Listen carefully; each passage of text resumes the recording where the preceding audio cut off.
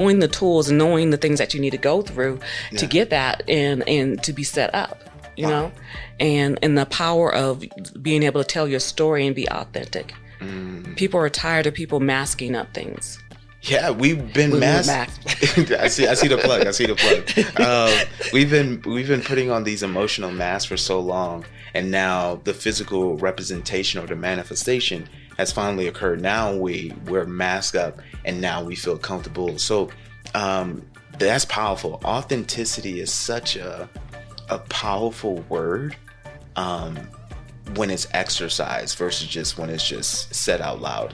And how have you found it to be like authentic? Have you found yourself have you saw yourself being fully authentic, or have you saw yourself in environments where you have to dial down your authenticity? I don't dial down. Oh, you don't dial down? No, I don't. So It's just, I'm just all the way like this all the time. I'll go into a room and atmosphere, and I'm going to judge the room, right? Okay. But if there's something that needs to be said, I have wisdom though. Okay. I'm going to tell you that. I'm not like, I will listen. No. So we ain't doing all that though. So, but there's a way you learn how to have discernment and be able to navigate through those different areas. Cause I worked with the Marines all the way up to the head generals of the military. Right. So I know that area. Then I have worked with dignitaries, and I've worked with the people that were still enslaved. So I know how to navigate those different arenas and different mindsets. So that's why I said I can go into any room and because I have experienced and allowed those people those people to be able to be authentic with me, and I was authentic with them. But when I wasn't that way, then it was like I was always second guessing myself. So teaching to change lives include being authentic. Wow. So tell us a little bit more about the unchurched, right? This concept, when you first shared it with me, I was like, what? Like, this is different. It sounds like a church, but it's not church. And you was like, David, that's why it's called unchurched. So like, what was the path to that? Because it's not something that we see and hear and experience all the time. Right. It's about the kingdom, and it's about a kingdom mindset. It's about not being religious, but walking out the truths that's in the Bible, but also not excluding people that want to learn. There's a lot of people that want to learn, and they're exploring, but they don't feel comfortable inside a church. They feel judged inside a church. And then not just teaching the word, but actually helping people in the community. Yeah. We go out, and those that are in the prostitute area, drug dealers, different people that no one else wants to talk to. Yeah. We go in and make sure they have their basic needs met. And sometimes we don't say nothing about the Bible. We're there to love on them, to say that you have dignity and honor no matter what state you're in. So that's what that's on. But I also have the other side where I'm teaching leaders and pastors and different laymen and stuff what the word really says and how we're supposed to walk it out and then keep out the judgment. Yeah, that's powerful. I know Jesus, he didn't go around judging people for their situations, but he did judge the religious people. And what I've learned about him is that before he performed any type of miracle, he met their basic needs. Yes. And what you're saying is love your neighbor as yourself, that infamous commandment. In Africa, there's this saying, umbaktu, which means when I succeed, you succeed. When I rise, you rise. When I win, you win, right? What would it look like in education and across all sectors if we had that mantra in our hearts just to meet their needs versus trying to direct them to a place of our level of expectation? What would that look like? Diversity brings power. And then it brings different perspectives in. So I would say, you know, how America was called the melting pot, and they now are saying it's a salad, and, you know, all these different things. They said it's a salad. Yeah, what kind of salad is that? Well, I know when I was in I don't know what class I was taking. I don't know if it was at Harvard or whatever, but it was like a salad. We're a salad bowl now. Okay, whatever. I would think like, you know, like a stew or something. Stew got all this stuff, but a salad, you got your okay. We don't need to talk about salad. Yeah, but you know, so the melting pot, you know, that whole theory, we're not going to get into it because that's a whole nother show in itself. But the melting pot, you know, you can get lost in there. Your culture gets lost in there, and you only see the strongest parts come up, and that's what America is right now. You only see the ones that the cultures and the mindsets that have been dominant showing up and having a voice. So when you put that salad concept in there, you know, when you have salad, you can have croutons and tomatoes and everything else. You see it all there. Yeah. So we don't lose our culture. Each individual person, each individual nationality doesn't lose their culture when they're in a salad. And we can all enjoy and we can taste it, and we all get the sustenance at the same time, and it becomes one. We're still one, especially like in America, we still be one, but we don't have to lose who we are as an individual person or our cultures. Wow. So we don't have to lose who we are as we practicing loving our neighbors. And when I rise, you rise. Like, you can be a carrot all you want. I'll be a tomato. You know what I'm saying? And if somebody else want to be a spinach or a broccoli or whatever, they can be those things. And we could just be one salad bowl. Yes. One salad bowl. Yes, I like that. And if you are feeling generous, you can donate some salad to me. So, so if viewers are just like, okay, this lady Cynthia, the great Cynthia,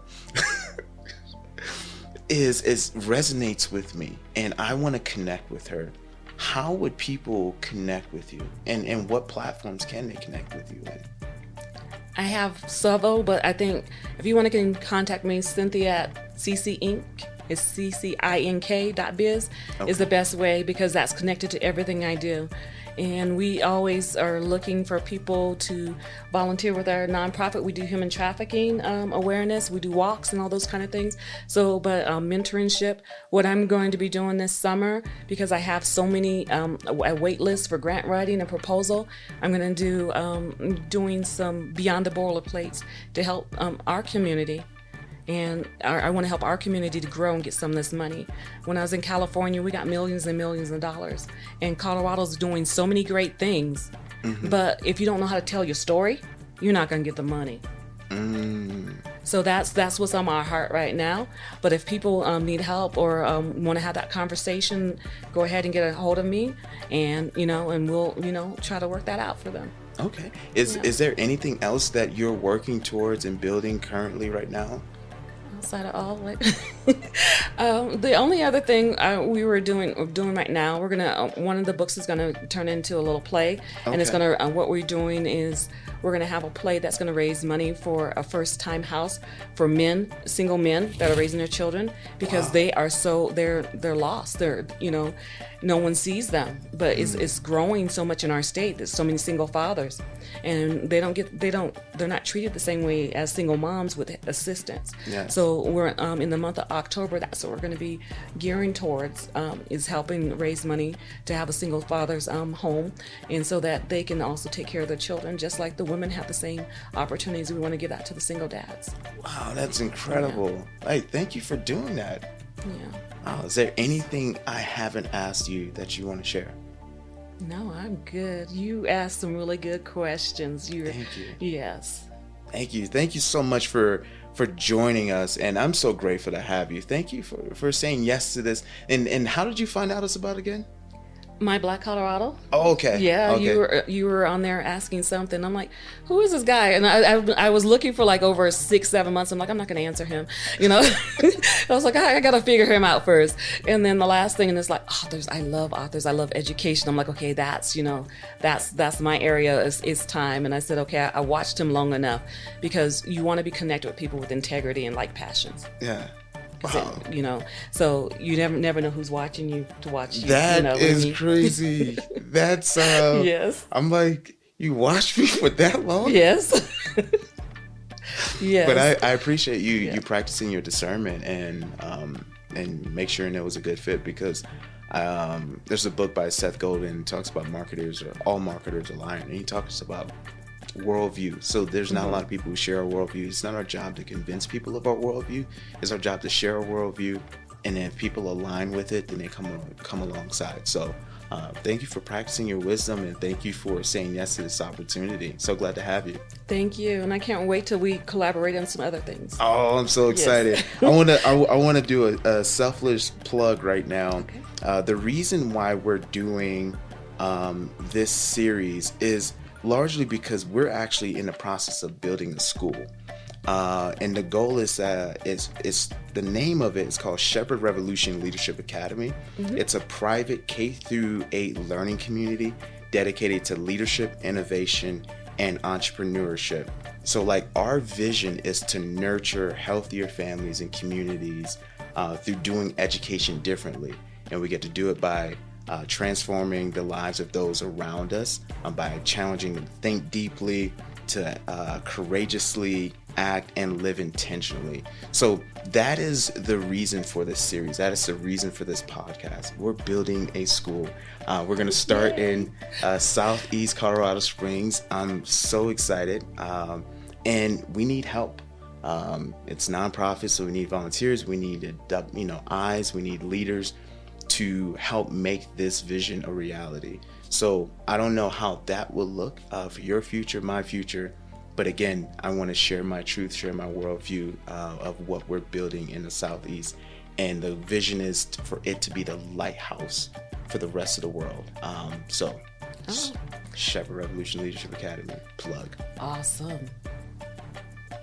So thank you again for joining us on the Shepherd Revolution podcast. I want you to remember something. Be the solution to the education evolution.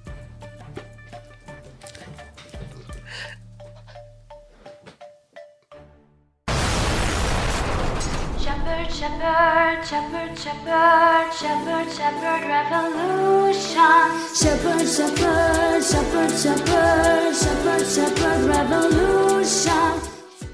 Hey, it's David Prosper, and welcome to the Shepherd Revolution podcast, a show for educators, parents, and those out-of-the-box shepherd leaders doing education differently. I want to say thank you for leading the education evolution.